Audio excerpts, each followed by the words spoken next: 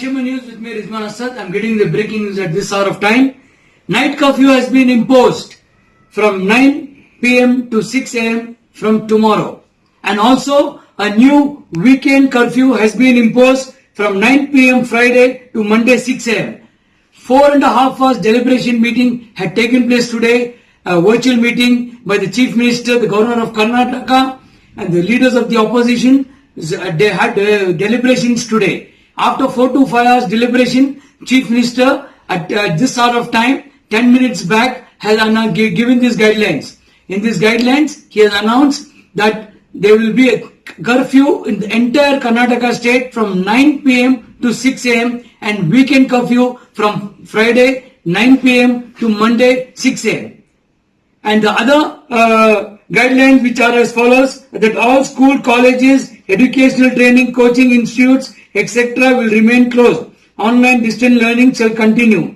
All cinema halls, shopping malls, gymnasium, swimming pools, entertainment, amusement parks, theatres, bars, auditoriums, assembly halls and all other small places.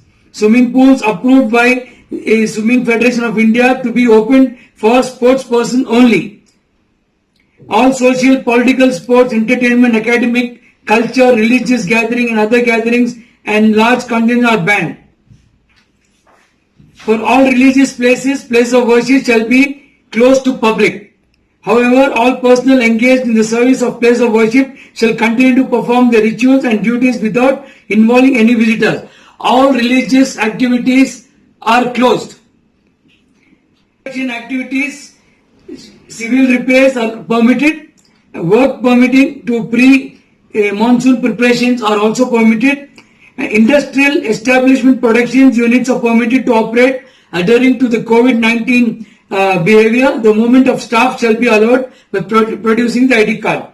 The other major announcement was made that all shops, including ration shops, PDS shops, dealing with food, groceries, fruits and vegetable, dairy milk, milk booths and fish, animal fodder are permitted. Wholesale vegetable, fruit, flower markets are permitted to operate from open space, playgrounds, adhering strict to the COVID rules. The shifting process shall be completed by 23rd. All these shopping of all these in the markets will be shifted to open places by 23rd of April. Restaurants and eateries are permitted only for takeaways. Lodging, hotels are permitted with services for guests only. Standalone liquor shops and other outlet bars and restaurants are permitted only for takeaway. So only bar and liquor are permitted for takeaways and even food is only permitted for takeaways. Banks, insurance office and ATMs are permitted. Print and electronic media journalists are permitted to work 24 hours. Delivery of all items through e-commerce is permitted. Capital and debit market services and modified securities and exchange boards are permitted.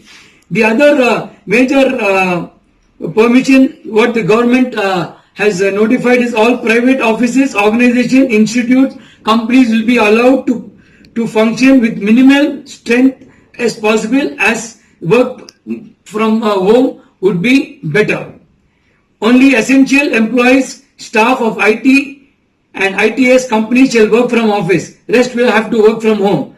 All telecom and internet service providers and company offering allied service to telecom and internet service provider permitted. All offices of the Government of India, its autonomous subordinates office, defense, emergencies and essential service and other public corporations are open. Petrol pumps and gas stations will be fully operational. There shall be no restriction on interstate and intrastate movement of persons and goods. No separate permission, approval or permit will be required for such movement. However, people coming from other states shall strictly adhere to the prevailing guidelines issued by the Department of Health and Family Welfare.